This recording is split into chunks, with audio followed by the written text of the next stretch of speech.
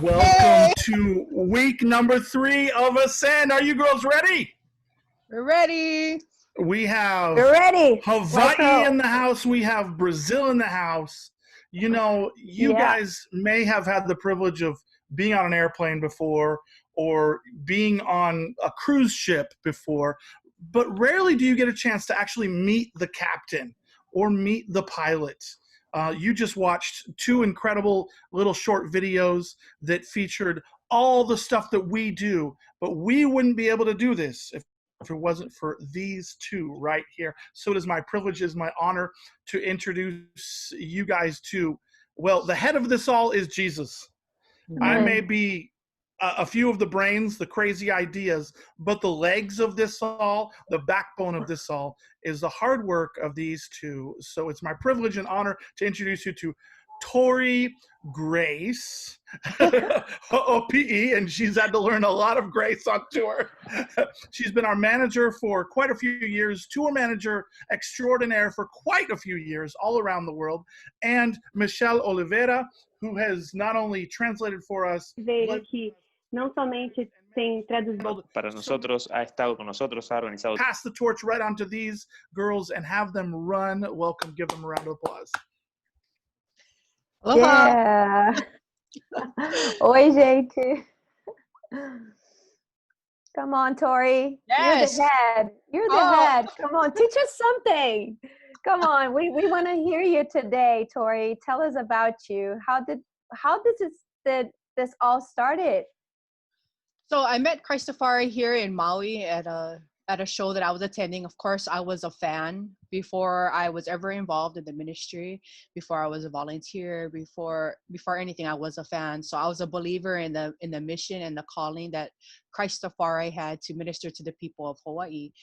And it was just my willingness to share and be a part of that, because I got the calling. You know, I got what they were trying to do was use reggae to bring people to Jesus. And I got that, you know, as a reggae lover. So, you know, I just wanted to be a part and I wanted to serve. So, you know, I volunteered first as their merch person to help them here in Maui. And so I traveled to each show, you know, that a lot of people do, that a lot of our fans do. They see them at one show and they just love Christafari. So they go to the next show, you know. So that's what I did. And from then on, you know, the relationship grew, and they were ministering at that time in Hawaii like 5 times in 1 year. So I was like, hey, Mark, I can get you can minister at my church. And so I set it up, you know. That's how it was, and that's how it grew. Of course, I had no experience in managing a band, managing a tour, but I do have 6 kids, so I know how to manage and multitask very well. And I love details. I love schedule. You notice I said details and schedule. But, you know, that's how it came about. And I just took it and ran with it. Wow, Torie, we have so much in common. It was like you were just describing how I started. This is so amazing. It is. Yeah, I remember going to the first Christafari concert in Brazil, my home. Right. And that's back in 2006. So 10 years later, and I used to go to every single concert too when they were around here in Rio. But that time I had to drive like 6-7 hours from Rio to Sao Paulo for the first concert. I had no idea where exactly and what kind of concert. People just told me, oh, it's a gospel reggae band from California. And I was like, wow, that's interesting. I've never heard of such a thing. And I was a new believer, a new baby in Christ. So I was really excited to get to know them and their music. And of course I became a big fan, and I was, you know, going to every single concert I could. And then 10 years later, I'm in Sao Paulo for a carnival outreach evangelism with the Bola de Neve, and I've been exchanging some messages with the Christafari manager called Torie, and she was so nice to me, and I told her, hey, if anything, you know, I can help. And then when I got there, they contacted me and said, hey, Michelle, we need somebody for the merch table. And then escalated to, hey, we need somebody to be our nanny for the kids. Cause Christafari, we travel with kids. So that's how it started. And then for me, and then the Lord had direction for my life to go back to LA. And that was very funny because I was praying to God to see if that was really a calling in my life to go back to LA, because I went to high school in LA back in the days. And I wasn't a Christian at that time. And now at that point I was praying, asking God if I was supposed to go back to LA. And then I met Christafari for the first time. I was volunteering, and they're like, well, Michelle, where in LA are you going? Because LA is huge. I'm like, well, I think I'm going back to the place where I used to live, Torrance. And then Mark and Avion was like, what? We're going to be neighbors. Yeah. And that was like another confirmation from God that I needed to go back to LA, just another one. And then, when I moved there, Mark called me and said, hey, Michelle, we need a translator for the next Brazil mission trip the next year. And then the next year I served again as a translator, as an interpreter. And then that's how it started. And then the next year I joined again, and then I started Torie manager in Brazil as an interpreter and a tour manager, and so on and so forth. So it's been a pleasure. It's been a long road, a lot of challenges, but having Torie as a mentor, it's such a privilege. She knows so much, and she's awesome. So what are you going to teach us today? I'm so excited. I'm so excited, Torie. There's many people here with us. How many people do we have? We have 28 people right now. Tell us, where are you from, guys? Write it down on the comments. We want to know where are you from? We want to interact with you. And also you can write your questions on the Q&A. So Torie, how do we tour manage? Oh, real quick, I think you girls just started off with the first point, okay? Point number one is you're there to serve. Yes. You're not there to be served. So if you like to be managing so that everybody comes to you and works for you, you're probably doing the wrong thing, because a servant's heart is the foundation. And both of you, through your testimonies, do you see the parallels there? Do you see what we're looking for in leaders? What Jesus was looking for was servant leaders. That's why when his disciples are arguing over who's going to sit next to him in heaven, who's going to get the first class seat in the airplane next to the boss, he's like, okay, you're not getting this. Let me wash your feet. Give me those bunions. And so I think that your servant's heart. And then the other thing is, when you're faithful in the small, you got more. Both of you girls did that. Yes. You started off helping with merch, and then you were nannying. When we trust you when you're watching our kids. Yep. And both of you did that. Yep. Hey, I got to prepare for my next class, which is in like an hour and a half. But I just want to say how much I love you guys. And at the very, very end, Connor is going to give an appeal for you guys, for those who are watching, to support these two lovely ladies who are still yet to be fully funded. So please do so. I love you guys. Sorry. Hey. Hit it, Tor. Hit it, Michelle. Thank you. We love you too. Thank you for the opportunity. We couldn't do this without Mark. Right, for sure. Yeah. So I have a presentation, so I'm going to pull it up. Okay. You can go ahead and start it off. Okay.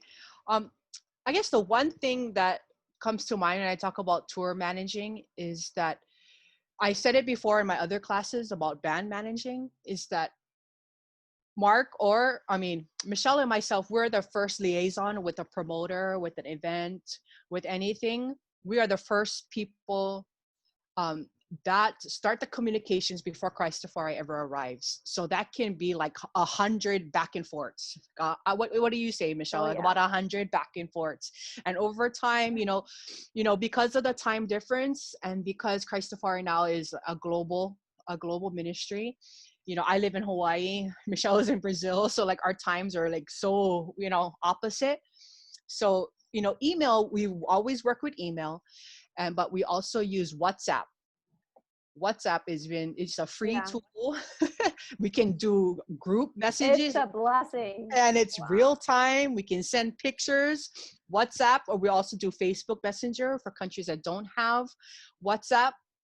But those are the tools that we work with back and forth. And so if, Michelle and I, we always do things together. If not, if we're doing it separate. So, if I miss something, or if something needs to be reiterated or said again, we always tag team with things like we're doing on this right now. Yeah, so I think it's preparation is everything. Yes. So I remember when I first met Torie, and I wish I had a picture of I know. her just like myself now. Look at this picture, Torie. It's you. That's how I met you. Yes. You were on your phone all the time, all the time. This is an extension of me. Yeah, and I realize it's an extension of myself too. Yeah, and then now it's I'm fighting this hand issues with carpal tunnel. So I'm like, my gosh, it's like, but that's okay. God is greater. Yeah. But yes, like you said, let's pray for Torie for total healing of her hands. Amen. In Jesus' name, we pray Thank that you. everybody in agreement pray with us. Amen. But yes, plan ahead, plan everything. But then, like with planning, efficient planning, it always falls something gets lost beyond the wayside. So and repeat everything in that planning. Yeah, it's always a challenge. I mean, to work with different cultures and different languages. Yes. I know it's not easy. I remember being the interpreter. That's how I learned how to be a tour manager, because I was there translating back and forth. And then I got myself into the same situation when we were doing the bookings for Israel. And some people, they don't speak English. We don't expect everybody to speak English everywhere we go, obviously. But it's still a blessing when they do. Yes. But there's so many challenges to overcome. But I think the main reason, we're all in the same boat. We're all there to preach the gospel, see people transform, to see people saved. So that's what brings us together. So with all that preparation, I think the next thing you asked me, Michelle, you said, Michelle, what else do you do? Well, we send emails, we write them, we use Facebook and Instagram, we use social media too. So it's really important that when you're trying to manage, that you talk to people. And we're gonna be very specific in our next class about booking. Right? When is that class? I looked on the Torie, schedule and we never scheduled the booking class. Can you believe that? Yes, we did. Come on, let me look at it right now. I know. I'm only doing how to promote a concert. That's on Thursday, I think. Oh. Can you look? Concert booking. No, I'm how to promote a song or a concert. No, it's June 25th. June 25th. 5 p.m. concert booking. Oh, yay. Oh, okay. I thought I didn't end up booking that class. Oh my gosh. Yeah. So we're gonna get into the specifics. Okay. June 25th. In that class. So oh my gosh. Yeah. So that's our sister class. So be sure to be there. So if you want to learn more about the preparation. So we're not gonna get into those details right now. Right. Right. June 25th. I gotta put that down. See, look, I didn't check my calendar. Oops. Calendar is everything, guys. Yes, you gotta, you gotta take notes. Google Calendar. Yeah. We have a Google Calendar for all band members. It's a lifesaver. Yeah. So we share all the dates over there, so everybody's on the same page. So that's really important. So if you're taking notes, go ahead and do that. Create a Google Calendar where all the band members and the ministry members can be can have access to that. So that's a lifesaver for Mm-hmm. sure. So let's talk about tech and hospitality writers. Yep. What can you say about that, Torie? So we do have, because we have a sound engineer now. In the beginning days, we didn't have a sound engineer, but we do have a tech writer. So Connor, he lists everything that he does need in his right, there we go. Yay, in the tech Yay. writer. And then we have a hospitality writer. So these writers, we advance, beforehand to our promoters or the people that we're working with. Is called, that are doing our logistics. We send that to them. And because Christafari, this is just humble requests, because more than half the year Christafari is on the road. So we do like to have it sent beforehand. And we know that because we work with different countries who might not have all of these things, it's just better for us to advance it beforehand. And then we'll know before we get there what is not there. And then now that, because, like we said, WhatsApp is very, very crucial to our advancing. We work with ambassadors or liaisons in a certain country. So we send pictures back and forth. So that helps us to make sure that our needs are being met beforehand. Yeah. Yes. Yeah. So we, like you were saying, we have a tech writer. So right now our sound engineer is Connor, as you guys probably know. So we have all the information needed right here, but like Torie said, it's really needed to repeat, to ask people, hey, have you read the tech writer? Is it do you have any questions about the sound, the setup? So those things we need to go through those topics over and over again and make sure it sounds like I'm going through it right now really quick, so you guys know, so you can look at it. You see our stage input, stage plot, input list, and also the hospitality writer. Like Torie said, there were really humble requests. It doesn't mean that we won't do the event if we don't have those things, but those are things that we need to talk. We need to talk through to see where they stand and to avoid surprises, right, Torie? Yes, surprises, because they do happen. Yes. Many of times we'll get to a place and it's not what it was supposed to be. And then we're like scrambling, like, okay, what are we going to do next? That has happened. Yeah, we have to think fast. I remember the first time I joined Christafari back in 2017 to be an interpreter. We were going through those tough times. Remember, Torie? Yes. In São Paulo, Guarujá. Oh my Lord, that was a tough one. I mean, I think those times when we get promised that we're gonna have, just regular rooms, like with beds. That's all we ask, right? Each person needs to have each bed, but and we get to those places and they're not quite exactly what we see in the picture. So how do we deal with that? How do you deal with that, Torie? So because we travel with a larger team, and men stay with men, women stay with women, and then we have a family now. So everybody has their own quarters. Everybody must have a bed. If it's not what it was supposed to be when we get there, we are scrambling most of the times trying to make it work. And we're talking about being sleep deprived, jet lag deprived, probably food deprived.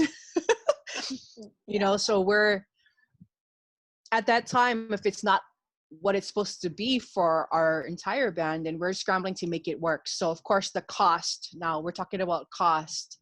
Most of the times when we're doing an event, the promoter does provide you know, we ask for lodging, we ask for ground transportation. Those are things we just ask for from the host. And if it's not that, then of course we're looking for the lowest cost budget. You know, we're looking for the lowest cost lodging.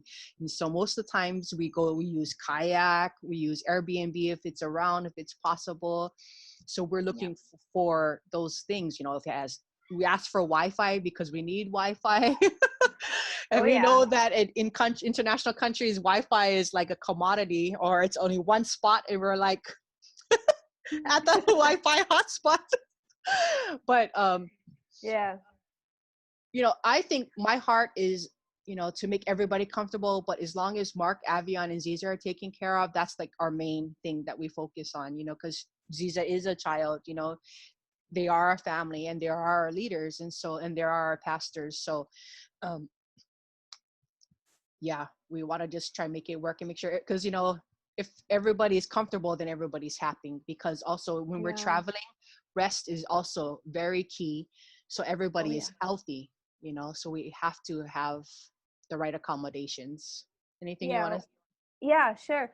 Well, I just want to remember everybody watching us today, and I like to say this to the promoters, that we're a faith-based ministry. So that's really important. We don't charge to play. That's not our goal. Our goal is to see as many people coming to Christ. But there's certain things, like because Christafari is off traveling at least once a month for 2 weeks, it's like their houses, our homes are in hotels, hotel rooms. Like our closet, I was just talking to Nikita, and before the last day of our trip in Brazil, and Nikita, she looked at our suitcases, the luggage, and she said, "Michelle, my closet is my luggage. It's like everything we need, we bring in our luggage, because, you know, we're traveling, not right now." Right now we're taking our time, you know, but we're still working to build the kingdom of God, bringing people to Christ, and right now preparing you guys to go and to grow and make disciples of every nation. But, you know, what we ask is just because if we're traveling all year round and we don't have a time for ourselves, we don't have a place that we can rest, we can burn out. And that's something we don't want it to happen, you know, because we want to keep doing this for the next 30 years. You know, Christafari anniversary was last year, so it's been 30 years. Obviously we haven't been that long, me or Torie has been with Christafari for 10 years, myself 3 years, but 2 years for the most part being in full time. So it's really important that we have this sorted out with the promoters, because we rarely ask promoters to sign contracts. It's really rare, because we trust people's word. You know, we're doing this for the kingdom of God, and we're not doing this for money, you know, although we do give people the opportunity to sow into our lives with how do you call an offering. So we're gonna get to that part too, because I think a lot of people, they have questions about that, how that works. So it's good that we make that clear too. So I think this is something that that we need to make sure the whole band, everybody's well accommodated. And it's good that you brought it up, Torie, because we have single guys and single ladies in this band, and it's like we prioritize separate rooms for the boys and separate room for the girls. So that's something that we really prioritize. And then we also ask for, like I said, ground transportation, because in different countries we need that. And we need a large, because every person, say if we have 15 people, everybody's allowed to only bring one personal item. And then we have also one additional item, which is our merchandise, because we travel with our merchandise and we travel with our sound equipment and we travel with instruments. So we need to have the right transportation, because that's happened many a times. Oh, where yeah. we get to the airport, the promoter is picking us up and we don't have the right ground transportation. Now we've added in the writer a picture, because most people, bus, Let me van show that too. doesn't translate to what we think it could be. When some people, we say bus, they're thinking school bus, or so now we have pictures, just so a picture says 1,000 words. And so just leave it at the picture. And then also we do this because this is part of our planning. We do this to save us headaches and times when we get there. See, there we go. There's the trailer. If they don't have, we prefer the trailer, so we don't have such a large bus. The trailer works just as well where our gear goes. And so sometimes we take 6 hours. We try not to do rides or ground transportation rides that are longer than 6 hours, but sometimes there's just no way around it, especially like if we're in Brazil. We have to do large buses. So large bus. We actually we did this our last mission trip in Brazil. We had to do that. We had to travel from São Paulo to Rio, Cabo Frio on the bus. And the main reason was because, now we have to pay for our luggage. Back in the days, we didn't have. We just buy a ticket and we had 2 check bags for free. And now you have to pay for each check bag. And so that could be a nightmare, like a lot of money spent on check bags. So it was much cheaper for us, although it was a long, long trip. It took us more than what we had planned. But it still was worth it because we saved a lot of money. That could happen also. That's another thing that I like to stress too, is that what is the best routing for a tour? Because you don't want to backtrack, especially like in Brazil is a perfect example.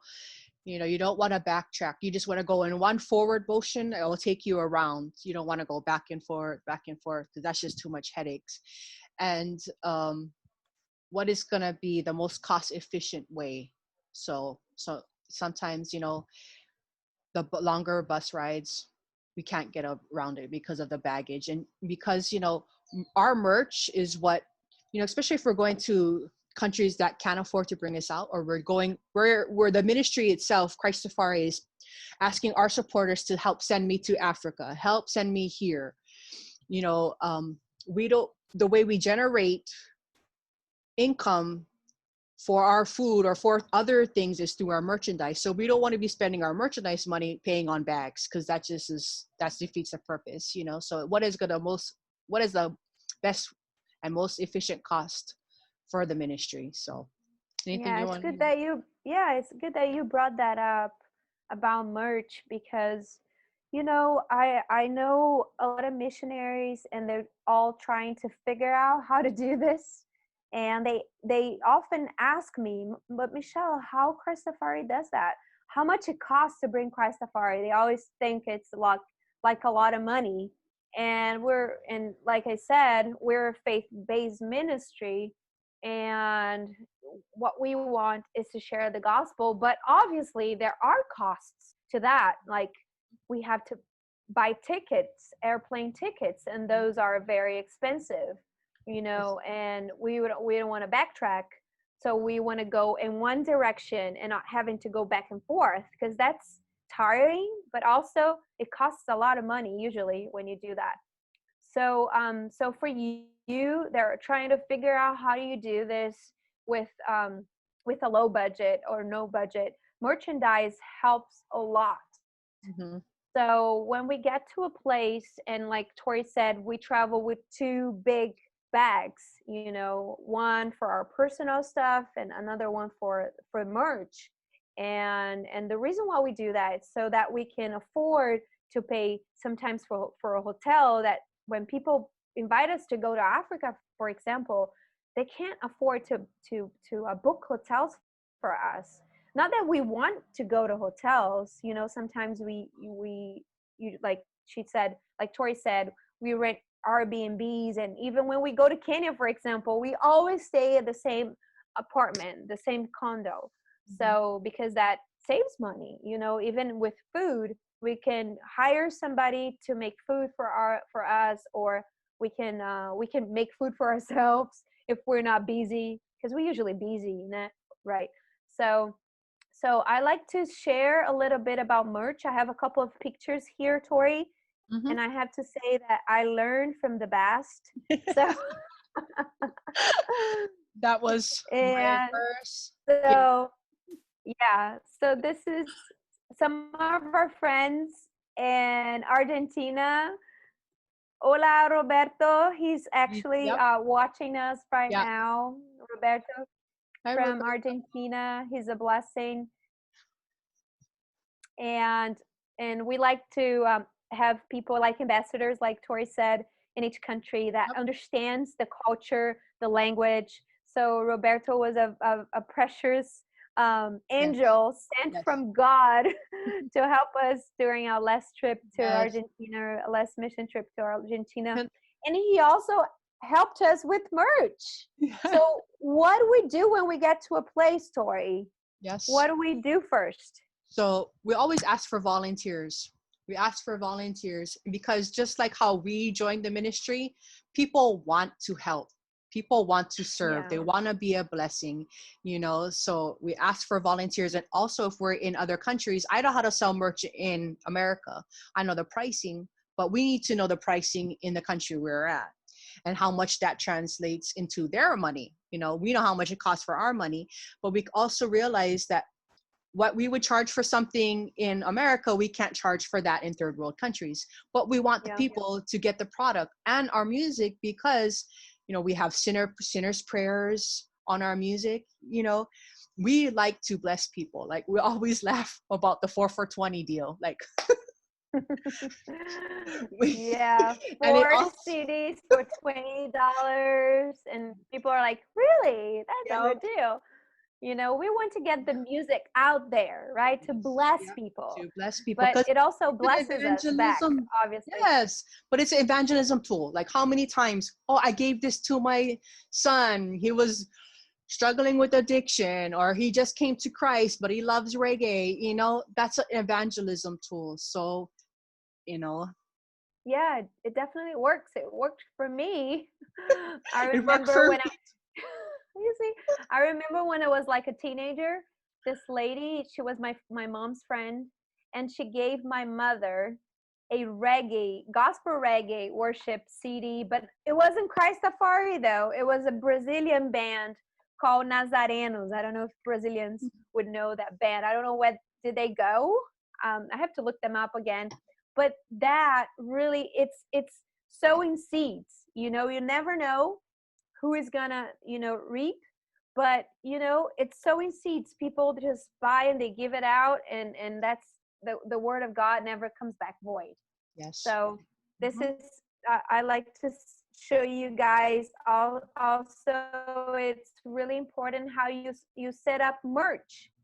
I hear every time setting up merch, I hear Mark's voice in the back of my head. You know what he said, what he's always saying about setting up merch, Torie? Tell me. Okay. You got to set up merch on the entrance where people are getting in, like when the doors are open so people can see our stuff. So that's really important, guys. If you put your stuff in the back where everybody's not going to see it, so it's really important that you have a place with a lot of light, so, and a banner like this. We like to travel Brazil with a banner, yes, where we can clearly see the prices. And we want it like, this is a really small table. You see, it's a really small table, girl. Sometimes we don't have a lot of space, right? We have to get creative, you know. And in this picture you can't see the t-shirts, but in the other picture you're gonna see better. So we travel with our wire, how do you call it, the wires? Yes. And the little things, the clippers, because you want to display is key. The clippers. Yeah, display is key. So So we're not doing this for the money, but you know, it's gonna bless people and it's gonna bless us back so we can keep Yep. going, right? Yes, and that goes back to, again, to my social media class when I talked about branding, because this is a form of branding. You know, Christafari, they are a music ministry, so we have to get them. People want something when they attend, excuse me, one of our events. They want something that they can bring home. So that's also why we do it. Yeah. So what can we talk next about stage? Yeah, tour managing. It's Yep. really important that And you. sorry, can I say one thing too? Is we Yeah. ask for volunteers is because there's only one of us. So we have to do all these other things. So if we can get helpers, volunteers, it makes many hands makes the work light. And so I love Yeah. working with, and sometimes when we go back to places, we always go to Brazil, we love to go to Melanesia, we love to go to Hawaii, we always get the same volunteers. And so, you know, it's just a great relationship. Yeah, it's a blessing to have a real like relationship, like, you know, and we can do for those for a couple of hours, or like for example for Roberto, he was a volunteer, but he also brought us to his house, so we got to Yes. spend time with them, like Yep. quality time, like the real God, like being part of God's family. So Yes. it becomes real, like we're real people. So Yep. let's do life together. So that's really, Exactly. really precious. It's really Yes. precious to us. Yes. Oh, can I say one thing about ambassadors too? If you are in a country and you want to be an ambassador, email us, you know, because I always Yep. like, hey, that's how we get to these places, you know. If you're an ambassador, like, hey, come to my country, you know, I can help you at my church. Boom, that's how it starts. That's our Yeah. league that takes us to a place when we're managing a tour. Yeah. So yeah. If you want to be part of this, if you want us to come to your country, also come to the class, concert booking. Yes.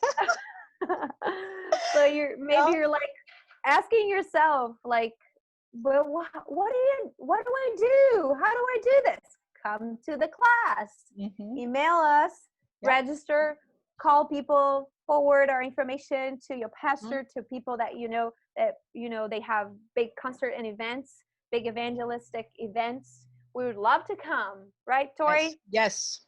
Yes. So what else? Can we talk about stage setup? Stage setup. Yes. So that's why we send the writer. So the people that are staying, we when we get to a venue, we like to have things already set up, you know, as much as possible, you know, because if we get there, you know, and then we have to do all the groundwork from the bottom up, that's a lot of time. So if we can get things advanced, you know, beforehand, before we arrive for our sound check, that helps. So now I know that Connor goes earlier than the rest of the band, so things are advanced well and it's already there. Because sometimes when we get there, of course, most times when we arrive, the gear is not there that we need. So we'll be scrambling for an additional keyboard for Juju or a guitar amp, or I don't know. It always happens, right? Yeah. So that's why, as a tour manager, we contact the sound engineer of the event ahead of time, and we send them the technical writer. We put this person in touch with Connor, and it's always a challenge when they don't speak the same language. But you know what I try to do, Torie, this time with Argentina and Brazil was to get a translator and interpreter just for Connor, just for our sound engineer. Because like Torie said, we're taking care of a lot of stuff. We have a lot on our plate, especially when we are on tour. We're actually planning the next concert or even the next mission trip. Yeah. You know, the next month. Yeah. So we're like talking to people all over the world for the mission trips for the next 6 months or even a year ahead. So so we need to put people in touch and connect them. So we often do that. But when we get to the venue, what I wanted to show you guys here on my presentation, and is that there are little things, like especially if one of our ambassadors, Kefa from Kenya, is watching us. I invited him. He's our ambassador for East Africa. He helped us booking and also tour managing. Also, I was talking with him because we were going to Africa next, and I wouldn't be able to go. So I was kind of trying to train him for like little things, like this picture, like I forgot how you call this little thing that Avio needs to have for her phone because she sings and plays. So you gotta be aware of little things on stage, like the water guns, for example. we need to have that set up in advance. So we need water, and people, they just love that. So we need to have that set up in advance. Also the waters are very, very important, you know, and because you don't want your favorite band to be dehydrated, right? Nobody likes that.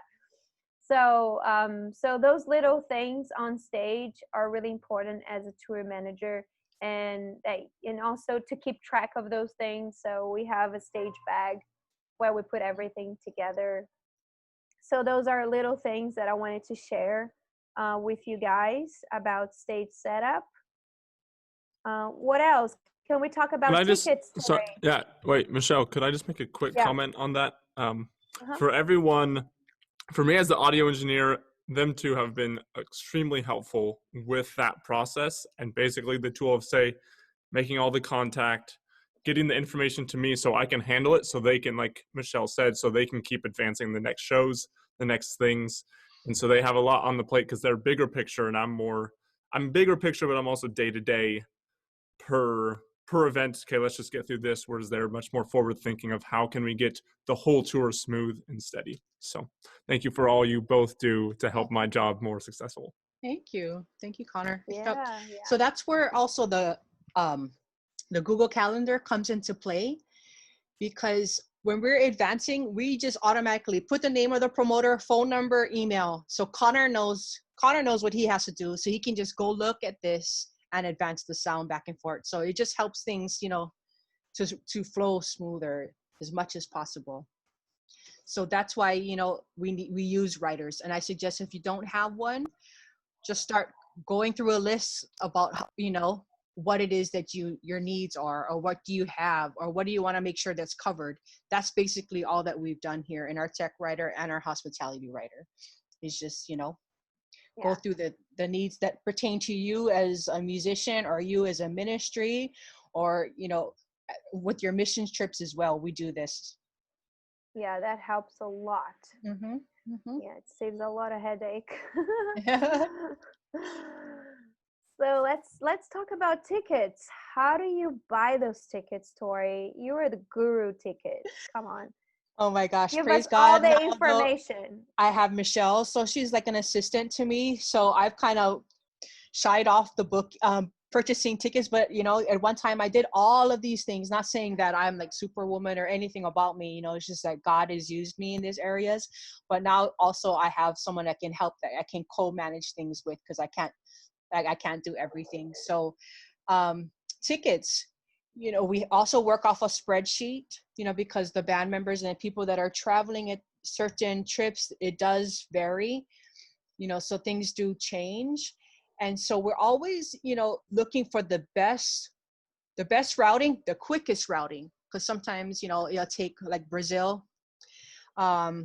Gosh, that's like a long travel. I remember from LA to Sao Paulo when I went to Brazil, and I had to come to Hawaii, mind that. So that's another additional 6-hour flight to get to California. So, you always want to work for the quickest routing, but also then it will be more expensive. So now you have to look for the shortest layovers. So we do use multiple sites, because we use Kayak, we use Priceline, we use Cheap Air. We use different browsers, because we're like, I want to say we're travel agents. We're mini travel agents. Yeah, that's the truth. Yeah, put it out there. We are. So we're always, and then travel, the tickets do fluctuate depending on days that you book. So I always, and I change browsers. If I use Safari, I use Firefox, because they do track the cookies. So, you know, they'll bump your price up. But now, you know, because of COVID, anything is cheap, you know, but then that was another headache we had, because we had different tours that canceled. So we had to be on the phone for hours trying to get our refunds for our tickets, you know. But, you know, so we always want to look for the best routing, the quickest routing, and the shortest layovers. Anything you want to add on that? Yeah, so our goal last year was to start buying our tickets 60 days prior to traveling. But unfortunately, that didn't really quite work well, especially when we have canceled, some of our trips were canceled. Like Chile was canceled, unfortunately, because of the riots last year. Yeah. So it's like, it's really hard to have a definition. So that's why we pray. We ask God for confirmation. But 30 days, it's like what we usually do. We buy our tickets 30 days before our travel day that we had set, up to 2 weeks, because it gets really expensive a week before the travel. It gets crazy. So you really don't want to do that. So sometimes the promoters are in charge of buying the tickets for us. And that's something that we're trying to avoid because of all the problems we've had in the past. Yes. So from now on, we're going to try to book ourselves and get reimbursed from the promoters, because it gets really, really expensive. And sometimes it gets so expensive that sometimes promoters won't buy the tickets anymore, you know, and that can get ugly. So also I want to refer to a couple of websites. We don't get any money with that. I hoped we did. But, you know, if you're taking notes, you can use Skyscanner. I really like Skyscanner. I like Kayak. How do you pronounce that? I always do it wrong. Kayak. Hippo Air. But usually those two, they're gonna show you different websites, different partners that they work with different prices. Yeah. And so, like Torie said, you know, try different browsers, change computers. Yes. Sometimes when you change computers, the price just goes low. It's amazing. And depending on what country, like if she's looking at tickets from Brazil, it'll be different because I'm looking for tickets in Hawaii. So that also matters too as well. Yeah. I remember one time I was looking at a website in Brazil and we had a much better price than what she was looking at. Remember that? Yeah. And and we were able to buy the cheaper one. Mm-hmm. So that's a blessing. And then I want to say that too, is that when we're doing an event, or if we're in a country and we're looking for ministry opportunities in this, say in Europe, most times we don't ask, you know, airfare is not part of our rider. Like it's not part of our honorary, it's not part of the reason why we're going to go there. You know, don't think that, you know, a lot of people think that, well, who can afford to bring Christafari out? You know, if it's God's calling us to a certain area that we feel that we're supposed to minister there, it's part of our mission, you know, we'll ask for our supporters to help send us here. You always see that in my social media posts, you know, musicianaries to the world, you know, we do mission trips all over the world. So we raise our own support, or, you know, the merchandise helps us, but they don't pay our airline tickets. So that's why we're always looking for the best bang for our buck. Yeah, definitely. And you know what? When the Lord wants to send us somewhere to preach the gospel, it happens. He provides. It's God just does. Like, it's amazing, guys. It's amazing. But, another topic I wanted to touch, Torie, is meals. You know, sometimes some people, they don't know what we eat, and they're interested in how to serve. So how do we deal with meals? Because that's part of life, you know. Missionaries, they eat too. Yep. So, like a host, like say any host, that if you have special guests coming, you do want to provide the best meals for your host. That's just part of hospitality. If you ask for somebody to, hey, come to my church, you want to provide them the best. So we do have it in our writer because Avian has some allergies. So we have to write everything out. We like to eat healthy because we're doing so many shows. We want to be healthy and eat the best food. So we have that listed in our writer. Some people only eat chicken. Some people don't eat beef. Some people don't eat pork. So this is a sample of our writers. And so if we're doing a church service and we're doing like mornings and then an evening concert, we like to have meals in between. So we have the breakfast. So we have it. So people are always like, oh, I don't know what to provide. I don't know what to do. So now we give examples of what we would like to have in our green room as far as meals. So it just makes things easier and smooth. There you go. Just like Mark Torie loves said, peanut butter and jelly, And you know what? It's just humble requests, guys. It doesn't mean that if you don't have those things, we're not coming. Right. But I know, we've been to different places with different demands and different budgets. We will work with whatever the Lord provides. We want to come a blessing. Preach the gospel. Yeah, we want to be a blessing. Yes. So, and it's so funny is that I get how many emails. Oh, what kind of food do they eat? So I'm like, hey, you didn't read the writer, but that's okay. Sometimes because it is a lengthy thing. So then I just give out suggestions because people are like, oh, I don't know what to serve. I don't know what to have. And so it's already there. We like to make things easier for you. And then if we're in Brazil, acai in every green room. Acai is a request for Mark. No, I'm just joking.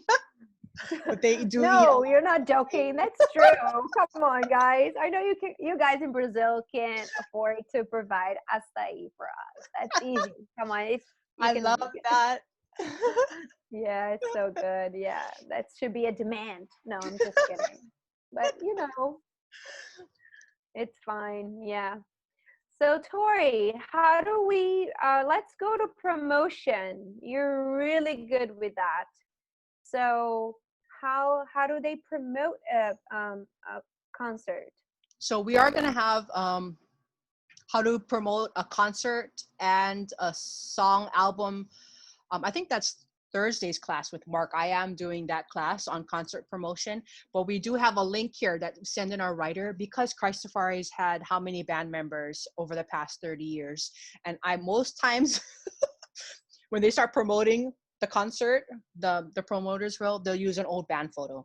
So if we just click on this link here, it'll take them to all of our promotional materials because we like to have the most current picture. Yeah. And we also do like to, because on the radio in certain places like Brazil or like in Argentina, we'll send out promotional albums. So like people who registered for Ascend got the free download of Avian's Fly album. We do that too. I do send out promotional albums of our music because we like to have our music playing beforehand and because we do a lot of press in certain areas. So we do like them to have our music. So I send out that too as well. So if you guys want to know how to promote a concert, how to do that, so come to our class. Yes. On, let's see, where is it? Album production, is that the one? No, it's promoting a concert or a song. Oh, here it is. Sorry. Promoting an album and concert. Yes. June 18th. Yes. June 18th. Thursday. 5 p.m. Pacific time. So it's this Thursday. Yes. So guys, come and join us. She'll explain it all to you. Right? with zero or no budget. Yep. That's gonna be fun. Yeah. So do you have anything else? Maybe we can start getting to the questions. I don't know if they have questions or not. Anything else you wanna tell us? We can start with some questions and then I guess I can go expound from there. Yeah, the first question Jeff is asking, how do you play domestically? Or how often do you play domestically in the U.S., concerts such as music festivals or missions only? Okay, so well, this year we had a schedule where we were going each month, but that fell through. So, but because our band, like times he's in Brazil, so only certain times out of the year we do US. So we were supposed to do US in July and do US in September. So of course we slot out certain times we do our US tours. Most of the time we do a summer one and a fall. So we've done like, we're supposed to do Light at the Lighthouse, which was August. So we had, certain things gauged. So that's how we go to Brazil always for Carnival. So we do that.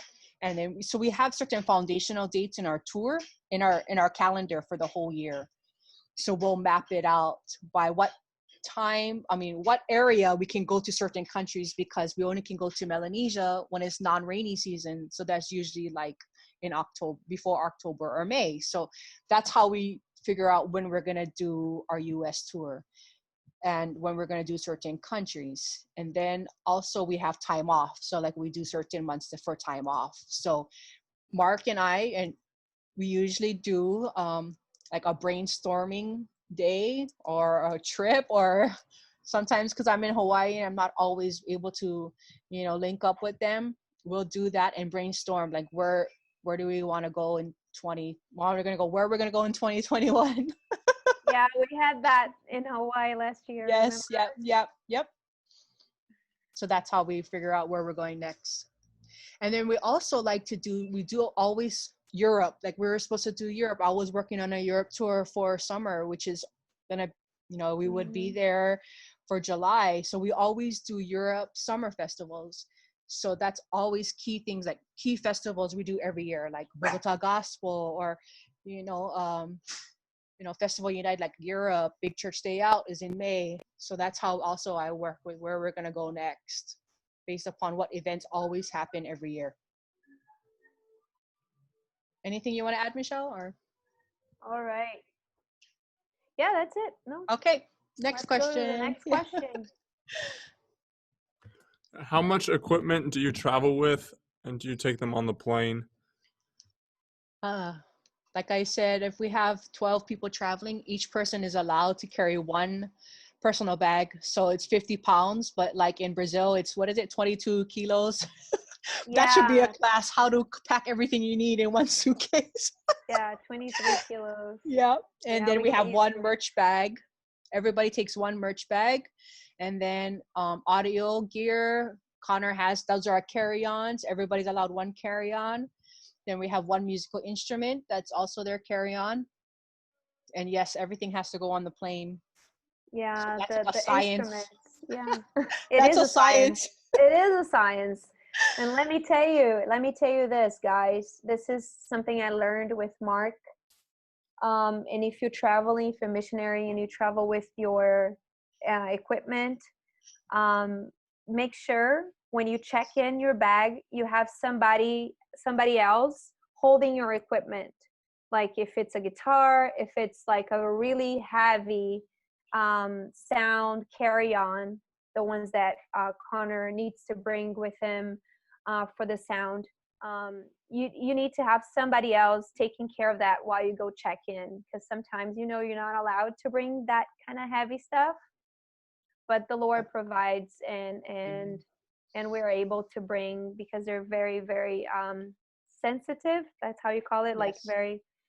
It's fragile. Fragile, very fragile equipment. Expensive equipment. And so now, yep. Oh, I'm sorry. Go ahead. No, that's just a tip for you guys, if you're wondering, And then also we have our videographers.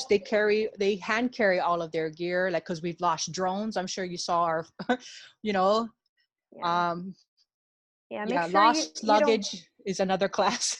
Yeah, we would have to have another class for that. But yeah, another tip, guys, now that Torie brought it up, don't put anything that has a high value. Yes. Sorry for my English, guys. Like computers or drones on your checked bag. Don't ever do that. Bring it with you in your backpack, on your backpack, inside your backpack, or with your carry-on, because Yes. you know it's been stolen or it's been broken many times, and then you know the bags get lost and you never know when you're going to get it or if you're going to get it. Yes. So it's not worth Exactly. it. Don't ever do Exactly. Yep. And then we all are TSA pre-checked and global entry now, just to make it easier to removing those things out of your bags. Okay, next question. Yeah, so concerning the pandemic, this is from Carlene. Just kind of looking towards the future, how are you approaching kind of the planning for the next tours that are coming? Well, I'm gonna start. Well, because I was working on Europe, and all the festivals are doing online now, and so they've canceled the physical festivals, so everything is pushed back to 2021. So Mark just recently asked me, hey, let's start putting some feelers out, because we rescheduled Israel, and Carnival is happening in Brazil. We just kind of like trying to put the feelers out to gauge like what country is going to open up, where are we going to go next. We're still trying to figure that out, what is considered a safe zone.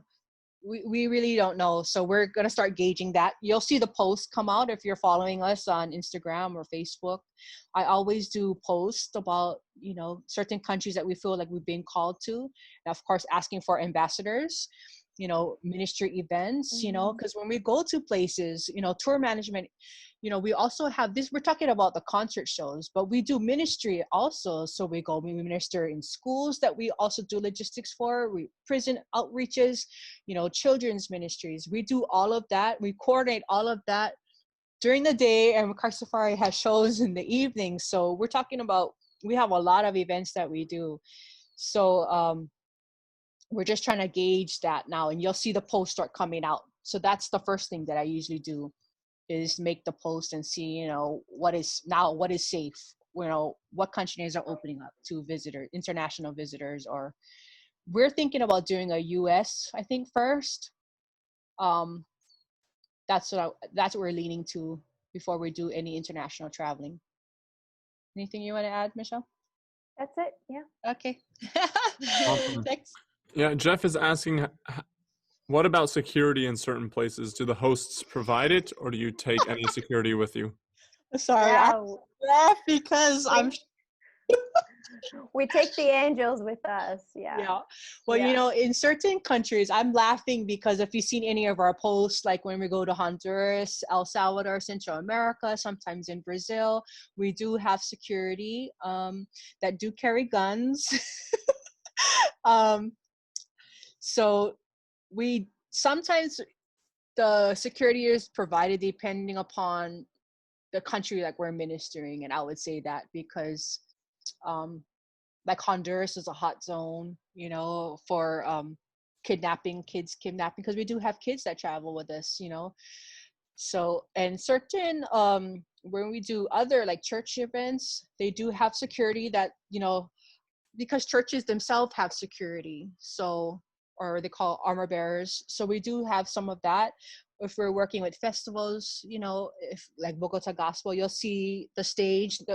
Sometimes you'll see the stage and the crowd is way back. Christafari sometimes never leaves the stage. Unfortunately, when it comes to like big events like those, where Christafari can't meet their fans, or can't go to the merch table just because there's so many people. Like in San Luis, they can't go out, because there's just so many people. And I'm gonna tell a funny story. I don't know where we were. I think it was Bahia somewhere. I don't know, Michelle, if you were there, but we're on that island. Is that Veracruz? Okay. Yes. The island where they had the fireworks and everything. Yeah. Mm-hmm. Gosh, Brazil, they just have so much passion. They just love Christafari. And I remember they're just being mobbed. The van was being mobbed. Oh my gosh. So sometimes there is, but sometimes there isn't. So we pray and we go with the flow. Yeah.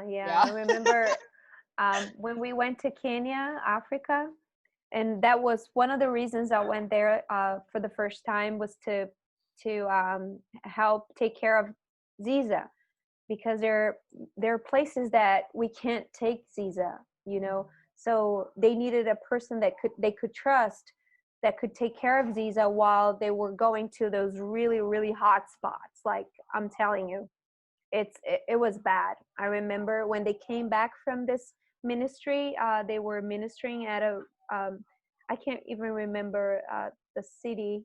I can't remember right now. Kibera? It was worse than Kibera. It was a worse place, because we actually take Ziza to Kibera. That's one place that we actually take her. But I was in charge of only taking care of her. You know, I was the person in charge of doing that. Of course, she's got her mom and dad over there, but they're ministering. You know, sometimes you can't. You have to be there for her. So. But I can't remember exactly. Maybe Kefa can refresh my memory if he's watching us. But I remember them telling us later that when the sun was setting, the promoter just started rushing us up, saying, "Hey, we need to go. We need to go. Not, like, we can't stay here anymore." And Mark was like, "What's going on?" And like, "Well, there are people here. There are people here. Like, you know, it's not safe anymore. Yeah. You guys need to go now." So they had to pack and just leave the place, you know, because I think later on they heard that they were trying to plot something against and try to, you know, try to steal things, you know, when we didn't have much, but maybe, you know, microphone or just our gear, which is very expensive, and we need that. And we don't want to go through those kind of things, but, you know. That's how it was too when we were in Central America, in Guatemala and El Salvador, because of the gang. I remember we had to leave abruptly because they were in gang territory that don't want us to preach, because they know we're preaching about God and Jesus. They don't want those things. So where we had to leave, we had to, you know, I remember Jason saying, "Let's go. We have to go. We have to go now." So. And you got to go. When they say you got to go, you have to go. But we were in Kibera. We didn't have that problem in Kibera, actually. We've been there a couple of times, and it's been a blessing.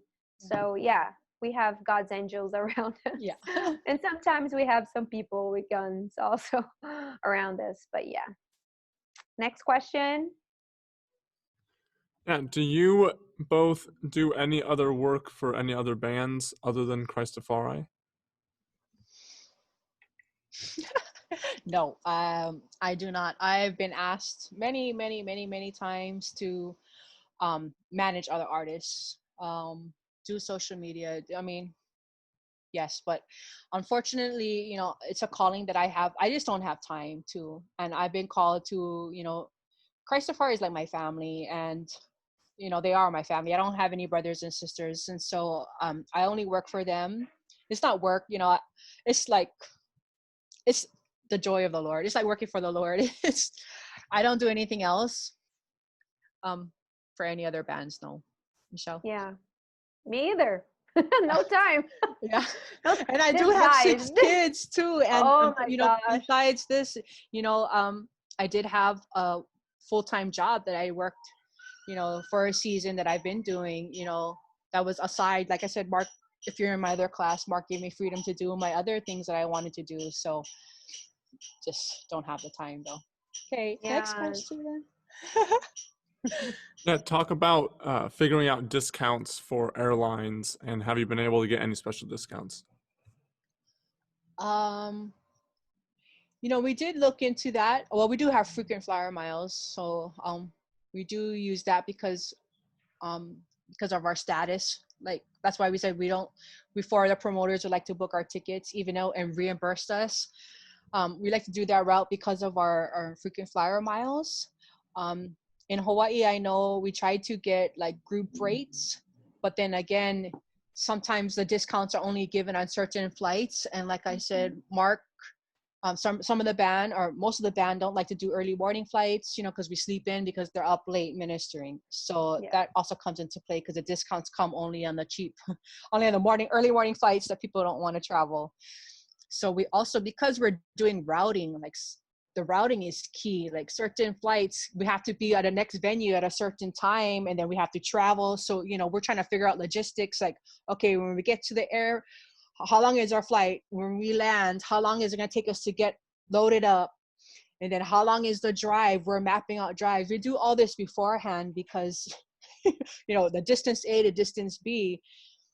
So Yeah. that's key too, also with trying to get discounts on flights. Michelle, any? Yeah, that's it. Okay, next question. Maybe describe kind of the process as the tour manager telling promoters or different people that we are a faith-based ministry, and how do you navigate if there has there been any pushback, or kind of what's that relationship as it is a unique band? Wow. Okay. Most times when I deal with a lot of people. Well, over my 10 years of experience, we always go back to certain places. So most times when I'm touching with people, I've already worked with them before. So most people already know. But when we went through the transition from being a mission musicianaries where we raised our own support, people are like, oh, kind of like questioning how did that work. But I always put it out there to people where, Christafari, we're musicianaries, we're musical missionaries, and, we're raising our own support to get to you. And I always speak from the heart, and it's not like I'm trying to add any fluff or anything to it. I'm just sharing the heart of the ministry, and I think that's where God has always been worked with me. I always say that God is my manager. I might manage Christafari, but God's my manager. And I always, before I do anything, I always pray for the Holy Spirit to give me the wisdom to say the right things, to put me in the right perspective, to clear my mind from any distractions. And I think that's really helped me. I mean, I really don't even know. And I look at how do I able to do all these things? It's only because of God. And but I always share the heart of the ministry, and it's our mission statement, reaching the lost at any cost. And we always say it in our posts, our emails. We couldn't do what we do if it wasn't for our supporters that help it and make it possible. So when I always relay that to the people that I'm working with. Michelle, you want to add anything? Yeah, that's the way to do it, because we're real people and we have the same mission. If they have the heart for evangelism and reaching out people and see them and see the change in their lives, they're going to understand where we're coming from, the heart behind all that we do. We have the same goal, to see people coming to Christ as it happened to us. Yes. So, and I understand when people don't understand, because the truth is that we don't see a lot of people doing this thing, the same thing that we do. I actually don't know any other bands doing what we do. And that's what really gives me the assurance that I'm supposed to be doing this right now, the way it's been done. Mm-hmm. So it's still a challenge. Like, for instance, Torie, how do we deal? Because some people, they ask me all the time, how much do you guys charge? It must be very expensive. And some people, you know what, Torie? Some pastors or promoters, they don't want to even listen and hear about our ministry because they're so scared about the numbers. Right. So how do you deal with that? How much do you charge for Christafari? Are you trying to book me? I'm trying to book me back. No. I know we're gonna go in depth discussion about concert booking, because Mark and I will do that. And Mark is my first mentor.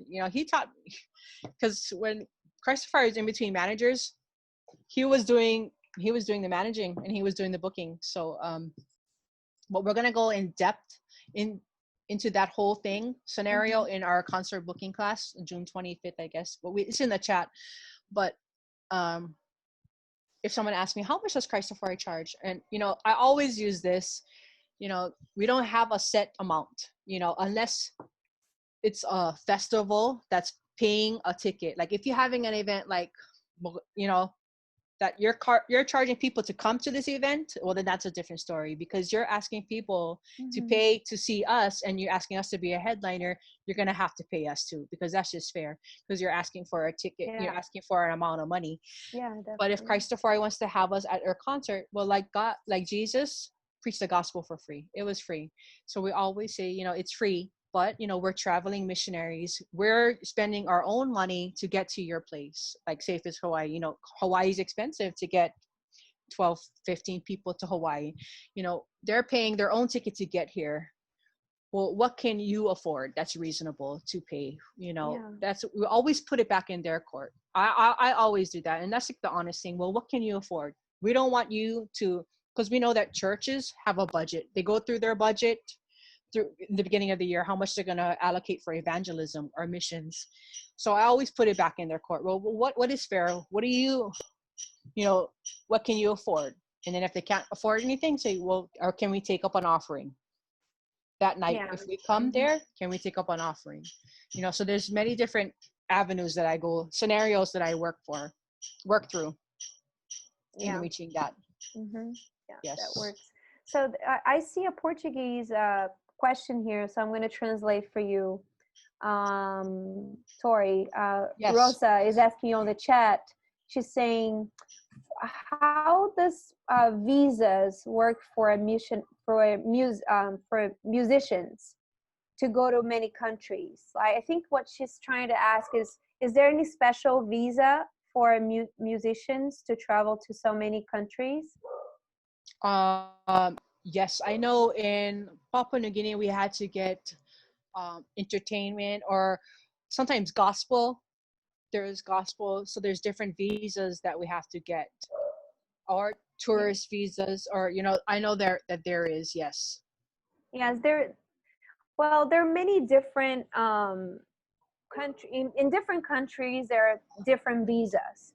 So I think that it all depends. We as tour managers, and when we're booking, we have to go through the visa requirements for that country, and that has been a problem sometimes. Actually, we've had huge problems with that, because sometimes we thought it was okay and it wasn't. Right. And I mean, we could have a class, another class about that too.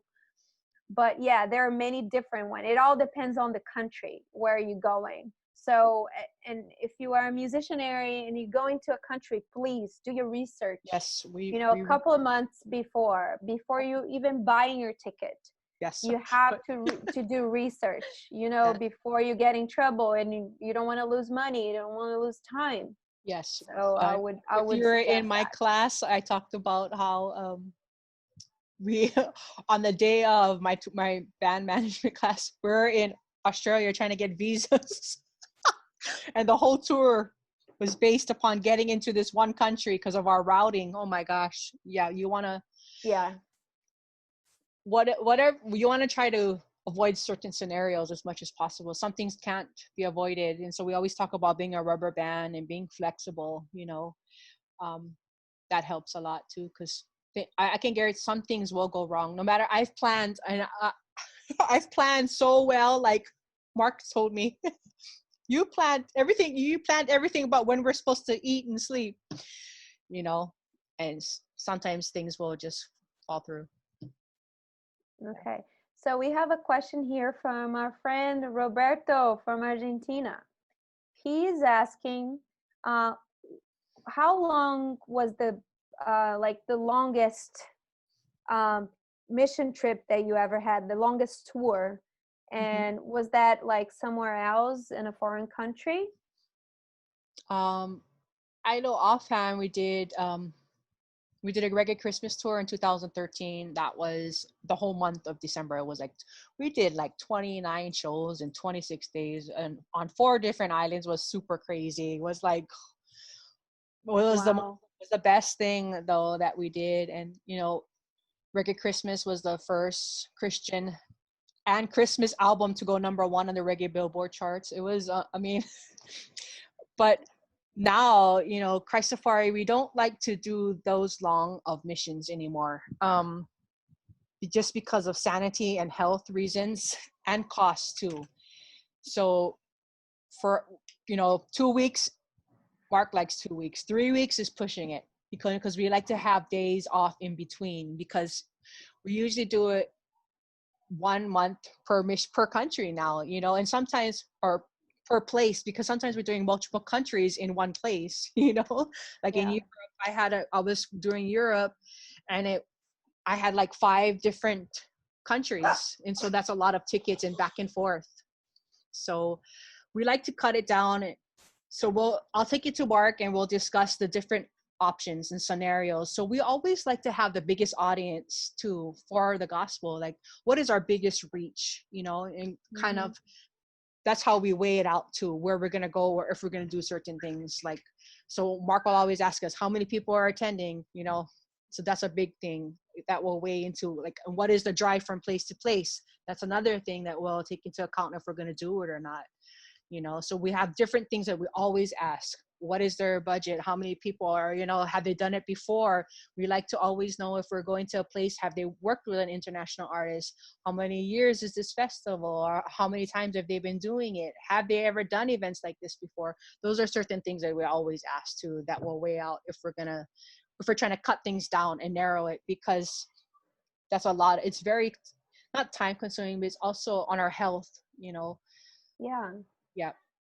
Yeah. And cost too. Like, is it worth it? So it's a different life, guys. It's hard to understand when you're not doing it, if you're not living this kind of life, that you're always traveling. You know, it's not like a regular job, like, you know, you go to your job every day and you come back home.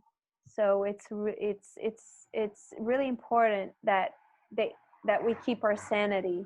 Yeah. And that means that we need days off. I mean, we need time for ourselves between those concerts. And sometimes, because especially on the weekends, we could sometimes have like 4 concerts in a row, like Thursday, Friday, Saturday, and Sunday. And sometimes we don't even get to sleep between those concerts because we have to travel from one city to the other. And that's something to consider before, you know, before even booking the concert. So that's something that Torie is going to be talking about it. But also we have to think about those things, being a tour manager, to see what time we're going to have to wake up the next day, and how long this drive is going to take, and what time our sound engineer needs to be there for sound check, who has to be there with them. Sometimes Marcus and Times and Juju, they usually go earlier with him to sound check, and then we have different times that Mark will join and Nikita will join. So, and this is not because we're trying to, you know, be stars, like some people might think that we're doing this. Why is not the whole band here? And the reason why is that because they're trying to rest. That's the reason. Yeah. You know, they're trying to take time for them. Yep. But then most times too, Mark and Avion will do the press before the event. So we have them doing press. Other band members we might have a ministry event, and then the concert in the evening. Because sometimes we're only there in a certain place 2 days, sometimes not even that, and we have to move on, you know. And if your event or your place that we're ministering, because sometimes when we go to Brazil, like, oh, Bahia, Salvador, like, you know, they're like, how come you're not coming to my area? So we'll we'll put it on the burner for next year. So I have that all in my computer, like, for the next time we get there. So we do that. Yeah. So any other questions? We'll do one more and then wrap it up. Jaylene is asking, what is the most recommended to include in the merchandise? You mean as a product? As a product? Yeah. I guess like what sells best, what's kind of the best to, yeah. So we always have our music, because the Christafari collection, I guess we're like 18 plus albums now, 30 years worth of music. And everybody, like I said, they're evangelism tools. They, you know, everybody likes to have something to take away from the concert. And also our shirts are very, very popular, and our hats are very, very popular. And so now, because of the shipping, sometimes we'll work with different people that are already at the place. Like we did it for Brazil, we do it for Melanesia, we do it for Hawaii, that are made there to cut down our expenses from carrying all that kind of stuff with us. But like our hats, like, you know, we get our hats. I've done Christafari hats for 10 years now. You know, our t-shirts, I have so many Christafari t-shirts, our music. I'm wearing one. Okay, I'm wearing our newest one. I know. And then when you saw our picture for the ad, I had Christafari's Hawaii shirt. And when she came to Hawaii, she's like, "You need a new shirt, girl." I'm like, because I haven't been on a tour for a while, So yeah, but also so about what because I've been doing it for so long, what sells the best. So that's what sells the best for us, but you have to figure out for your own what sells the best for you. Of course, now people don't do physical copies anymore because all the music is streamed nowadays and you can get it for free. But for us, like I said, it's evangelism tools. That's the reason why we do it. And unfortunately people are not buying CDs anymore, right? But there are other things that you can do, but definitely t-shirts, and other small things. Sometimes we sell stickers, bracelets, jewelry, So I see one last question here from Brazil, from Dani. She's asking if anybody ever got sick on a tour because of the food at the place. Oh yeah, we've had band members sick all the time because of food. Like I always say, don't eat the street food. Gotta remember them all the time. Don't do that. You see any of our posts about crickets and all kind of stuff on the street, and heads, and oh my gosh, in the Philippines. And before, when I used to travel more, I used to always travel with my shakes because I know what's in it, and my snacks sometimes on the road, and my gum. You can't get, I only like a certain brand of gum. So we usually travel with our own snacks. Actually, Avion, she has one carry-on that she calls it Lomita, and that's a nickname for her carry-on that Times gave it to it, and it's because she carries her home and she lives in Lomita inside a carry-on. That's just a joke. We always say that she's the pharmacist. And that's too. And we have to carry some medicine, and she's the one with all the medicine we need. So it happens. It's unfortunate, but it does happen. So I want to share one more thing before we wrap it up. As a tour manager, we need to be also very sensitive to the Holy Spirit. So I like this picture because it was in Brazil last time we were in Brazil. I'm still in Brazil, actually. I haven't got a chance to go back yet. But we need to be sensitive also to the Holy Spirit. And there are many opportunities for us to share the gospel, and pray for people. And we're not just there working and administrating everything and managing everything. And sometimes it can get over our heads, and sometimes you're not going to see us like, just relaxed. Sometimes we're kind of a little bit of stress because there's so much on our plate, but it doesn't have anything to do with people around us.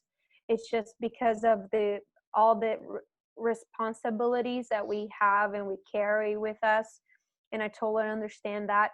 But, I like to share the gospel with people around us. So, so if you're a tour manager, if you are working as a volunteer and you have a lot on your plate, but don't ever forget, there are people sometimes that are not going to be in a concert, but they're going to be in touch with you for many reasons. So make sure you share the gospel and have fun.